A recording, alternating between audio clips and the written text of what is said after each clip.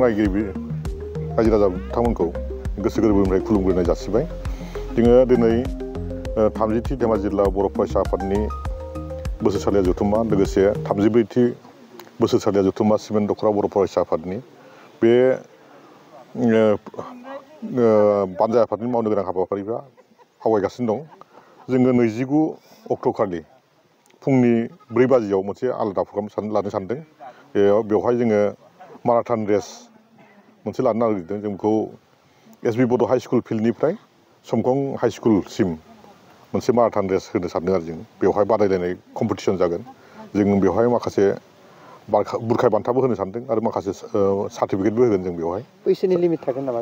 बैसोखौ जोङो बिदि सेंग्राफोरखौ लानो नागिरदों आरो आन्डार 19 बिदि सोरबा गोसो गोनांफ्रा बाहागो लाफैनो हागोन आरो जों फ्रायबा 19नि सिंनिबा मोजां होननानै जों सानदों आरो मानोना दानि दिगाव बुंनो थाङोबा बांद्राय बैसोगोराफ्राबो बेयाव बारा सुबिदा मोननो नागिरा आरो हास्लाबनो खानाय नङा थारमाने सेंग्रा मानसिफोरजों।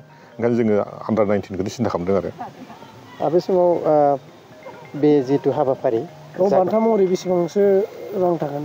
बान्था हिसाबै जोङो